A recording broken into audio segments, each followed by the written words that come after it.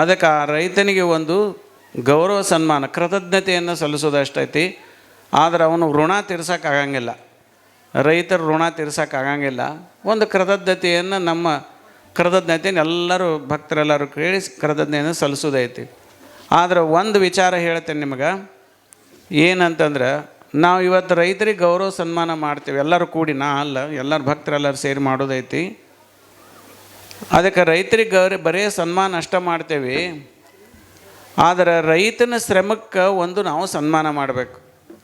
ರೈತನ ಶ್ರಮಕ್ಕೆ ಪ್ರತಿಯೊಬ್ಬರೂ ಸನ್ಮಾನ ಮಾಡಬೇಕು. ಯಾಕಂದ್ರೆ ಅವನ ಶ್ರಮಕ್ಕೆ ಒಂದು ಬೆಲೆ ಕೊಡಬೇಕಾಗತ್ತೆ. ಅದಕ್ಕೆ ರೈತ ಬೆಳೆದಂಥ ಬೆಳೆ ಏನೈತಲ್ಲ, ಆಹಾರ ಧಾನ್ಯ ಏನೈತಲ್ಲ, ಅದಕ್ಕೆ ಬೆಲೆ ಕೊಡೋದು ಸರ್ಕಾರ ಐತಿ ಮತ್ತು ಎಲ್ಲ ಮಾರ್ಕೆಟ್ ಐತಿ. ಆದ್ರೆ ನಾವು ಒಂದು ಕೂಡ ರೈತನ ಶ್ರಮಕ್ಕೆ ನಾವು ಒಂದು ಕೂಡ ಒಂದು ಬೆಲೆ ಕೊಡಬೇಕು. ಏನಂತ ಅವ್ರು ಏನು ಬೆಳೆಯನ್ನು ಬೆಳೀತಾರಲ್ಲ, ಆ ಬೆಳೆಯನ್ನು ನಾವು ಹಾಳು ಮಾಡಬಾರ್ದು. ಅದನ್ನು ಬೂಟ್ಗಾಲಲ್ಲಿ ಚಪ್ಪಲಿಗೆ ತುಳಿಬಾರ್ದು. ಅವ ಶ್ರಮ ಪಟ್ಟು ನಾವು ಉಣ್ಣು ಅಂತ ಕೊಟ್ಟಿರ್ತಾನೆ ನಮಗೆ, ಅದನ್ನು ಬೂಟ್ಗಾಲಲ್ಲಿ ಚೆಲ್ಲೋದು, ಬೂಟ್ಗಾಲಲ್ಲಿ ತುಳಿದು, ಚಪ್ಪಲಿಗೆಲ್ಲ ತುಳಿದು ಮಾಡಬಾರ್ದು. ಮಾಡಿದ್ವಿ ಅಂದರೆ ಏನಾಗತ್ತೆ ಅಂದ್ರೆ ಪಾಪ ಬರ್ತೈತಿ. ಯಾಕಂದ್ರೆ ರೈತ ಮನುಷ್ಯ ಊಟ ಮಾಡಿ ಕಾಯಕ ಮಾಡಿಕೊಂಡು ಜೀವನ ಮಾಡಲಿ ಅಂತ ಸದ್ಭಾವನೆಯಿಂದ ಬೆಳೆದು ಕೊಟ್ಟಿರ್ತಾನೆ. ಅದನ್ನು ನಾವು ಕಾಲಾಗ ಹಾಕಿ ಬೂಟ್ಗಲ್ಲಿ ಚಪ್ಪಲಾಗಿ ತುಳಿದು ಬಿಟ್ವಿ ಅಂದ್ರೆ ಎಷ್ಟು ಅನ್ಯಾಯ ಆಕತಿ. ಅದಕ್ಕೆ ಎಂದೂ ಕೂಡ ರೈತನ ಶ್ರಮಕ್ಕೆ ನಾವು ಅವನ ಶ್ರಮನ ನಾವು ತುಳ್ದಂಗೆ ಆಗಿಬಿಡ್ತೈತಿ. ಅದಕ್ಕಾಗಿ ದಯವಿಟ್ಟು ಏನಂತಂದ್ರೆ, ನಾವೆಲ್ಲ ಮದುವೆ ಮಾಡೋ ಹೊತ್ತಿನಾಗ ಎಲ್ಲರೂ ಅಕ್ಕಿ ಕಾಳು ಉಗ್ತೇವೆ.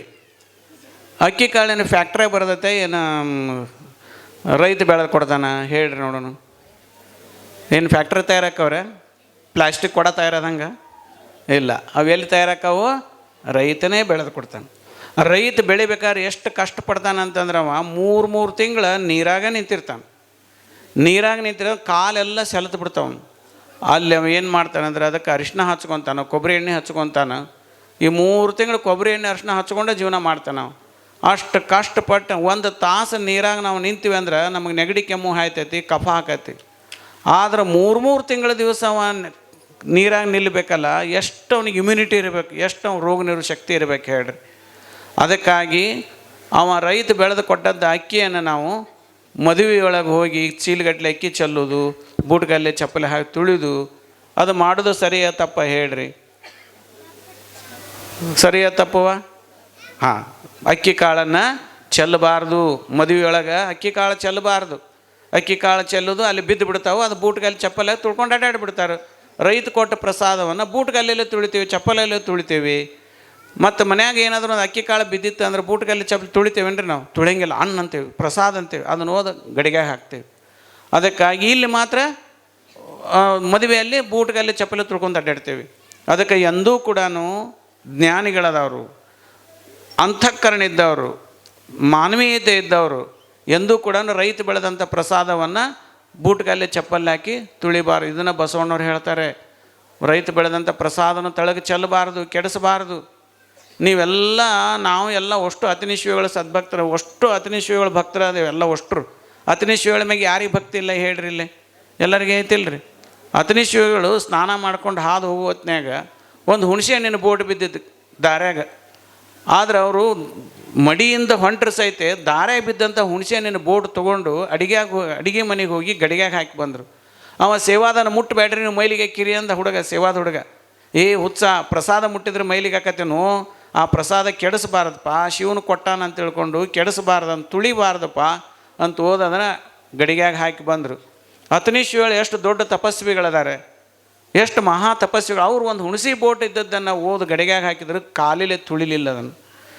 ಅವ್ರ ಆದರ್ಶ ನಮಗೆಲ್ಲ ಇರಬೇಕಲ್ಲ. ಇವತ್ತು ಎಷ್ಟು ಅಕ್ಕಿಯನ್ನು ನಾವೆಲ್ಲ ಬೂಟ್ಗಲ್ಲಿ ಚಪ್ಪಲೆ ತುಳಿತೀವಿ. ಅದಕ್ಕಾಗಿ ದಯವಿಟ್ಟು ಅದನ್ನು ನಾವು ಮಾಡಬಾರ್ದು.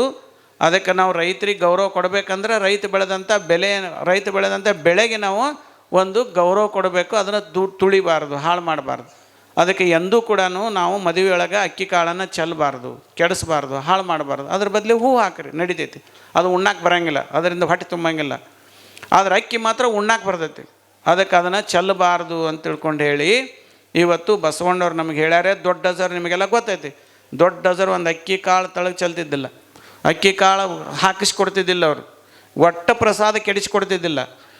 ಏನು ಮಾಡಿದ್ರು ಪ್ರಸಾದ ಚೆಲ್ಲಬಾರ್ದು. ಊಟದಾಗ ಸಹಿತ ಬಿಡು, ಗಂಗಾಳದಾಗ ಸಹಿತ ಬಿಡಬಾರ್ದು. ನೀವೆಲ್ಲ ಪ್ರಸಾದ ಮಾಡ್ತೀರಿ, ಗಂಗಾಳದಾಗ ಬಿಡಬಾರ್ದು, ತಳಗೆ ಚೆಲ್ಲಬಾರ್ದು, ಕೆಡಿಸಬಾರ್ದು. ಅಷ್ಟು ಗಂಗಾಳ ಸ್ವಚ್ಛ ತೊಳ್ಕೊಂಡು ಊಟ ಮಾಡಬೇಕು.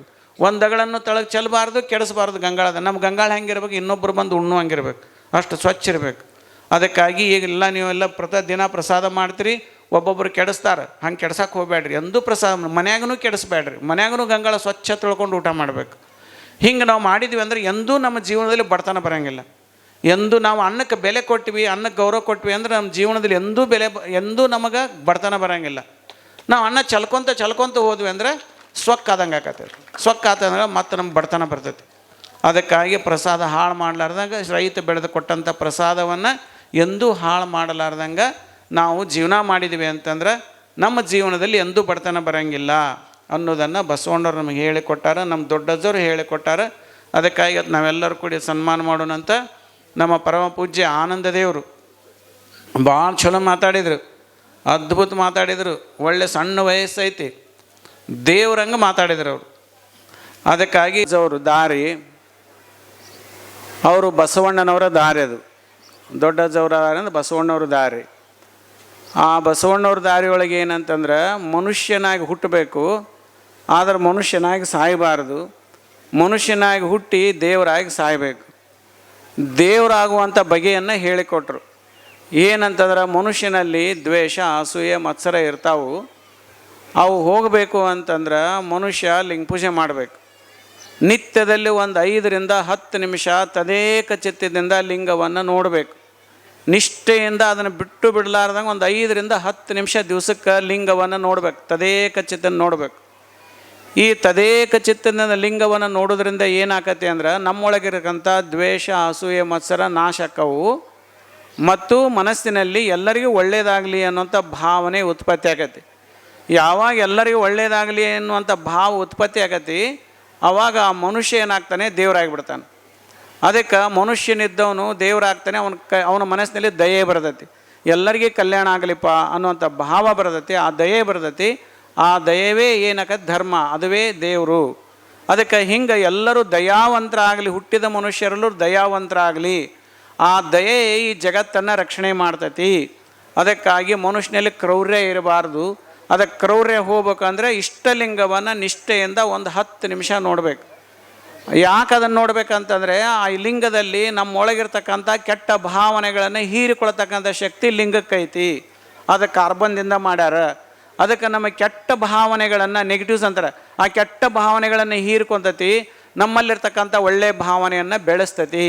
ಅವಾಗ ಲಿಂಗವ ಪೂಜಿಸಿ ಲಿಂಗವೇ ಆದರು ಅಂತ ತಿಳ್ಕೊಂಡು ಹೇಳಿ ದೊಡ್ಡಜ್ಜವರು ಈ ಮಾತನ್ನು ಹೇಳ್ತಿದ್ರು. ಅದಕ್ಕಾಗಿ ಪ್ರತಿಯೊಬ್ಬರು ಇದಕ್ಕೆ ಜಾತಿ ಧರ್ಮದ ಲೇಪ ಇಲ್ಲ. ಅದಕ್ಕಾಗಿ ದಯವಿಟ್ಟು ಎಲ್ಲರೂ ದಯಾವಂತರಾದರೆ ಈ ಜಗತ್ತು ಬದುಕ್ತತಿ, ಮನೆ ಬದುಕ್ತತಿ, ಊರು ಬದುಕ್ತತಿ, ಎಲ್ಲವೂ ಬದುಕ್ತತಿ. ಮನುಷ್ಯನಲ್ಲಿ ಕ್ರೌರ್ಯ ಇತ್ತಂದ್ರೆ ನಮ್ಮ ಮನೆ ಸಹಿತ ಸರಿಯಾಗಿ ಬದುಕಂಗಿಲ್ಲ. ಅದಕ್ಕೆ ಆ ಕ್ರೌರ್ಯ ಹೊರಗಡೆ ಹೋಗಲಿ ಅನ್ನೋದಕ್ಕಾಗಿ ದಿನಾ ಒಂದು 10 ನಿಮಿಷ ಲಿಂಗ ನೋಡಬೇಕು. ಅದಕ್ಕೆ ಜಾತಿ ಇಲ್ಲ, ಧರ್ಮ ಇಲ್ಲ, ಏನಿಲ್ಲ. ಮನುಷ್ಯನ ಮನಸ್ಸು ದಯಾವಂತ ಆಗ್ಬೇಕಾಗಿತ್ತಂದ್ರೆ ಆ ಲಿಂಗವನ್ನು ನಿಷ್ಠೆಯಿಂದ ಒಂದು 10 ನಿಮಿಷ ನೋಡಬೇಕು. ಅದಕ್ಕೆ ಎರಡನೇದು ಲಿಂಗವನ್ನು ನೋಡಿದ ಮ್ಯಾಗ 5 ವಚನ ಓದಬೇಕು. ಬಸವಣ್ಣವ್ರ 5 ವಚನ ಓದಬೇಕು. ದಿನಕ್ಕೆ ಬಸವಣ್ಣವ್ರಿಂದ 5 ವಚನ ಓದಬೇಕು. ನಿತ್ಯದಲ್ಲಿ ಒಂದು 10 ನಿಮಿಷ ತದೇಕಚಿತ ಲಿಂಗವನ್ನು ನೋಡಬೇಕು.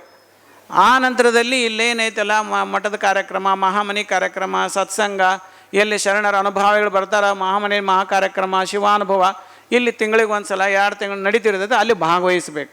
ಅಲ್ಲೆಲ್ಲ ಅನುಭವಿಗಳು ಬಂದಿರ್ತಾರೆ, ಅನುಭವ ನುಡಿತಾರೆ. ಹಿಂಗೆ 3 ಮಾಡೋದ್ರಿಂದ ಏನಾಗತ್ತೆ ಅಂದ್ರೆ ಮನಸ್ಸಿನಲ್ಲಿ ಕ್ರೌರ್ಯ ಹೊರಟು ಹೋಗ್ತೈತಿ. ಮನುಷ್ಯ ಏನಾಗ್ತಾನೆ, ದೇವರಾಗ್ತಾನೆ. ಈ ಬಗೆಯನ್ನು ಹೇಳಿಕೊಟ್ಟವರು ಬಸವಣ್ಣವರು. ಅದಕ್ಕಾಗಿ ದೊಡ್ಡಜ್ಜವ್ರು ಇದೇ ಮಾರ್ಗದಲ್ಲಿ ಬಂದು ಎಲ್ಲಿ ಹೋದರೂ ಶಿವಾನುಭವ ಮಾಡ್ತಿದ್ರು. ಎಲ್ಲರಿಗೆ ಲಿಂಗ ಕಟ್ತಿದ್ರು. ಮೊದಲು ಲಿಂಗ ಐತಿಲ್ಲ ನೋಡ್ರಿ ಅಂತಿದ್ರು. ಅದಕ್ಕಾಗಿ ನೀವು ಕೂಡ ಮಕ್ಕಳಿಗೆ ಲಿಂಗ ಕಟ್ರಿ, ಲಿಂಗ ಇಲ್ದ ಇರಾಕೆ ಹೋಗ್ಬೇಡ್ರಿ, ದೊಡ್ಡವರು ಲಿಂಗ ಕಟ್ರಿ. ಅದಕ್ಕಾಗಿ ನಮಗೆ ಲಿಂಗ ಇದ್ದವರು ಸ್ವಲ್ಪ ಚಲೋ ತುಪ್ಪದ ಕತ್ತಿ ಲಿಂಗು ಮಾಡಿಸ್ಕೊಡ್ರಿ ಚೆಂದಾಗಿ. ಲಿಂಗ ಭಾಳ ಚಂದ ಇರಬೇಕು. ಅದಕ್ಕೆ ಜಾತಿ ಧರ್ಮ ಇಲ್ಲ. ಅದು ಲಿಂಗ ಕಟ್ಕೊಂಡು ಯಾರು 10 ನಿಮಿಷ ನೋಡ್ತಾರೋ ಅವ್ರ ಮನಸ್ಸೆಲ್ಲ ದೇವ್ರಂತ ಮನಸ್ಸಾಗತ್ತೆ, ದಯಾವಂತ ಮನಸ್ಸಾಗತ್ತೆ. ಅವ ಎಲ್ಲರಿಗೆ ಬೇಕಾಕನ್. ಅದಕ್ಕಾಗಿ ಹಿಂಗೆ ಆಗಲಿ ಅನ್ನೋದೇ ಬಸವಣ್ಣವರ ಆಶಯ. ಅದಕ್ಕಾಗಿ ದಯವಿಟ್ಟು ಏನೈತಲ್ಲ ಪ್ರತಿಯೊಬ್ಬರು ಲಿಂಗ ಕಟ್ಕೊಡ್ರಿ ಮತ್ತು ನಿತ್ಯದಲ್ಲಿ ವಚನಗಳನ್ನು ಓದ್ರಿ ಅಂತ ಹೇಳಿ ಈ ಮಾತು ಮುಗಿಸ್ತೇನೆ. ಎಲ್ಲರಿಗೂ ಬಸವಾದಿ ಶರಣರು, ವಿಜಯ ಮಹಾಂಶಗಳು, ದೊಡ್ಡವರ ಆಶೀರ್ವಾದ ಇರಲಿ. ನಮ್ಮ ಲಗಳಿ ಸರ್ ಇವತ್ತು ಸದ್ಭಕ್ತರಿಗೆಲ್ಲರಿಗೂ ದಾಸೋಹ ಸೇವೆಯನ್ನು ಮಾಡಿದ್ರಿ. ಆ ದಾಸೋಹ ಅಂದರೆ ಏನು ಅಂತಂದರೆ, ದಾಸೋಹದಲ್ಲಿ ಪರಮಾತ್ಮನೇ, ದಾಸೋಹದಲ್ಲೇ ಶಿವ ಇರೋದು, ದಾಸೋಹದಲ್ಲೇ ದೈವ ಇರೋದು. ಅದಕ್ಕಾಗಿ ಎಲ್ಲರಿಗೂ ಪ್ರಸಾದ ಮಾಡಿಸೋದು ಯಾಕೆ ಅಂತಂದರೆ, ಎಲ್ಲರೊಳಗೂ ಪರಮಾತ್ಮನೇ ಉಂಡಂದ್ರೆ ಆನಂದ ಪಡ್ತಾನೆ. ಅದಕ್ಕಾಗಿ ಯಾರು ದಾಸೋಹನ ಮಾಡಿಸ್ತಾರೋ ಅವ್ರ ಮನೆತನಕ್ಕೆ ಎಂದೂ ಬಡತನ ಬರೋಂಗಿಲ್ಲ. ಯಾವತ್ತೂ ಮನೆತನಲ್ಲಿ ದಾಸೋಹ ಇರಬೇಕು. ಯಾರೇ ಮನೆಗೆ ಬಂದರೂ ಮೊದಲು ಪ್ರಸಾದ ಮಾಡಿರಿ ಅನ್ಬೇಕು. ಏನಾರು ಸ್ವಲ್ಪ ಪ್ರಸಾದ ಕೊಟ್ಟ ಕಳಿಸ್ಬೇಕು. ಕೊನೆಗೆ ಏನೂ ಕೊಡಲಿಲ್ಲ ಅಂದರೆ ನೀರು ಬೆಲ್ಲ ಆದರೂ ಕೊಟ್ಟು ಕಳಿಸ್ಬೇಕು. ಹಿಂಗೆ ಮನೆಗೆ ಬಂದಂಥವ್ರಿಗೆ ಏನಾದರೂ ಸ್ವಲ್ಪ ಪ್ರಸಾದವನ್ನು ಕೊಟ್ಟು ಕಳಿಸೋದೇನೈತಿಲ್ಲ, ಇದು ದಾಸೋಹ ಪರಂಪರೆ. ಹಿಂಗೆ ಈ ಯಾವ ಮನೆತನದಲ್ಲಿ ಈ ಪರಂಪರೆ ಇರ್ತೈತಿ ಆ ಮನೆತನಕ್ಕೆ ಎಂದೂ ಕೂಡ ಬಡತನ ಬರೋಂಗಿಲ್ಲ. ಬಸವಣ್ಣವ್ರು ಹೇಳ್ತಾರೆ, ತ್ರಿವಿಧ ದಾಸೋಹದಲ್ಲದೆ ಕೂಡಲ ಸಂಗಮ ದೇವನ ಕಾಣಬಾರದು. ಎಲ್ಲಿ ದಾಸೋಹ ಇರ್ತೈತಿ ಅಲ್ಲಿ ಪರಮಾತ್ಮದನೇ. ವಿಜಯ ಮಹಾಂತ ಶಿವಳು ನಿಮಗೆ ಗೊತ್ತಲ್ಲ, ದೊಡ್ಡ ತಪಸ್ವಿಗಳು ವಿಜಯ ಮಹಾಂತ ಶಿವಳು ಗೊತ್ತಲ್ಲ. ಆ ವಿಜಯ ಮಹಾಂತ ಶಿವಿಗಳು ದಾಸೋಹ ಮಾಡ್ತಿದ್ರು. ಅವರು ಎಲ್ಲಿ ದಾಸೋಹ ಮಾಡ್ತಿದ್ರು, ಎಲ್ಲಿ ಜನ ಸೇರ್ತಿದ್ರು ಅಲ್ಲಿ ದಾಸೋಹ ಮಾಡ್ತಿದ್ರು. ಅಂದರೆ ಕೂಡಲ ಸಂಗಮಕ್ಕೆ ಹೋಗ್ತಿದ್ರು. ಅಲ್ಲೇ ಪಕ್ಕದ ಕೂಡಲ ಸಂಗಮ ಬಸವಣ್ಣವ್ರ ಸುಕ್ಷೇತ್ರ, ಅಲ್ಲಿ ಜಾತ್ರೆ ನಡೀತಿತ್ತು. ಕೂಡಲ ಸಂಗಮ ಜಾತ್ರೆ, ಅವು ಭಾಳ ಜನ ಬರ್ತಿದ್ರು ಜಾತ್ರೆಗೆ. ಆವಾಗ ದೊಡ್ಡಜ್ಜವರು ಸುಮಾರು 1 ವಾರ ಕಾಲ ಅಲ್ಲಿ ದಾಸೋಹ ಮಾಡಿಸ್ತಿದ್ರು. ದೊಡ್ಡಜ್ಜವರು ವಿಜಯ ಮಹಾಂತ ಶಿವಿಗಳು ಶ್ರೀಮಠದಿಂದನೇ ಎಲ್ಲ ಅಕ್ಕಿ ಬೆಲ್ಲ ಬೇಳೆ ತುಪ್ಪ ಎಲ್ಲವನ್ನು ಕೂಡ ಅಲ್ಲಿ ತೊಗೊಂಡು ಹೋಗ್ತಿದ್ರು. ತೊಗೊಂಡೋಗಿ 1 ವಾರ ದಾಸೋಹ ಮಾಡ್ತಿದ್ರಲ್ಲಿ. ಎಲ್ಲರಿಗೆ ಬಂದಂಥವ್ರಿಗೆಲ್ಲರೂ ಕರೆದು ಪ್ರಸಾದ ಮಾಡಿಸ್ತಿದ್ರು. ಎಲ್ಲರೂ ಪ್ರಸಾದ ಮಾಡಿರಿಪ್ಪ. ಆದ್ರೆ ಅಲ್ಲಿ ಏನಾಕಿತ್ತಂದ್ರೆ, ಪ್ರತಿ ಸಜ್ಜಕಾದ ಮಾಡ್ತಿದ್ರು, ಗೋಧಿ ಹುಗ್ಗಿ ಮಾಡ್ತಿದ್ರು, ಅನ್ನ ಸಾರು ಮಾಡ್ತಿದ್ರು. ಅದಕ್ಕೆ ಕಂಪಲ್ಸರಿ ತುಪ್ಪ ಹಾಕ್ತಿದ್ರು ಅಜ್ಜವರು. ಎಲ್ಲರಿಗೂ ತುಪ್ಪ ಬಡಿಸೋದು. ಸಣ್ಣ ಚಮಚಲೆಲ್ಲ ಪಲ್ಯ ನೀಡು ಚಮಚಲು ತುಪ್ಪ ನೀಡಿಸ್ತಿದ್ರು ಅವರು ವಿಜಯ ಮಹಾಂತ ಶಿವಗಳು. ಹಂಗೆ ಯಾವತ್ತೂ ತುಪ್ಪ ಪ್ರಸಾದ ಮಾಡ್ಬೇಕು ನೀವು ಅಂತಂದು. ಆವಾಗ ಜನರಿಗೆ ಏನು ಹೇಳ್ತಿದ್ರು ಅಂದ್ರೆ, ಅಲ್ಲೇ ಕಲ್ಲಾಗ ಕೂಡಲ ಸಂಗಪ್ಪ ಇಲ್ಲು, ಇಲ್ಲಿ ಕುಂತಾರ ನೋಡು ದಾಸೋಹ ಮಾಡೋಕೆ ಪ್ರಸಾದ ಮಾಡೋಕೆ, ಇಲ್ಲಿ ಸಂಗಪ್ಪ ಅದಾನ, ಇಲ್ಲಿ ಬಾ ಇಲ್ಲಿ ಉಣ್ಬಾನಿ ಅಂತಿದ್ರು ಅವರು. ಕೂಡಲ ಸಂಗಪ್ಪ ಎಲ್ಲಿ ಅದಾನ ಅಂದರೆ, ಇಲ್ಲಿ ಉಣ್ಣಾಕತ್ತಾರ ನೋಡು ಶರಣರು ಉಣ್ಣಾಕ, ಇಲ್ಲೇ ಸಂಗಪ್ಪ ಇರೋದು, ಬಾ ಇಲ್ಲೇ ಇಲ್ಲಿ ನೀಡು ಬಾ ಇವರಿಗೆ ಅಂತ ಕರಿತಿದ್ರು ಅವರು. ಹಿಂಗೆ ದಾಸೋಹದಲ್ಲೇ ಕೂಡಲ ಸಂಗಮ ದೇವನನ್ನು ಕಂಡಂಥವ್ರು ವಿಜಯ ಮಹಾಂತ ಶಿವಿಗಳು. ಅದಕ್ಕೆ ಏನು 1 ತಿಂಗಳ ಪರ್ಯಂತರವಾಗಿ ತಾವೇನು ದಾಸೋಹ ಮಾಡಿದ್ರಿ, ಅದು ಕೂಡಲ ಸಂಗಯ್ಯನಿಗೆ, ಸಂಗನ ಬಸವೇಶ್ವರಿಗೆ, ದೊಡ್ಡಜ್ಜವರಿಗೆ ಆ ಸೇವೆ ಸಲ್ಲೇತಿ. ಹಿಂಗೆ ನಿರಂತರವಾದಂಥ ದಾಸೋಹದ ಪರಂಪರೆ ಇದು. ಭಾಳ ಸಂತೃಪ್ತಿ ಪರಂಪರೆ. ಆ ಪುಣ್ಯ ಅಂದರೆ ಏನು? ಪುಣ್ಯ ಅಂದರೆ ದಾಸೋಹದಿಂದಲೇ ಪುಣ್ಯ ಬರೋದು. ಅದಕ್ಕಾಗಿ ಆ ಪುಣ್ಯದಿಂದಲೇ ಮನುಷ್ಯನಿಗೆ ಸಂಪತ್ತು, ಸಿರಿ, ಸುತ, ಎಲ್ಲ ಅಧಿಕಾರ, ಅಂತಸ್ತು ಬರೋದೆಲ್ಲ ಪುಣ್ಯದಿಂದ ಬರ್ತೈತಿ.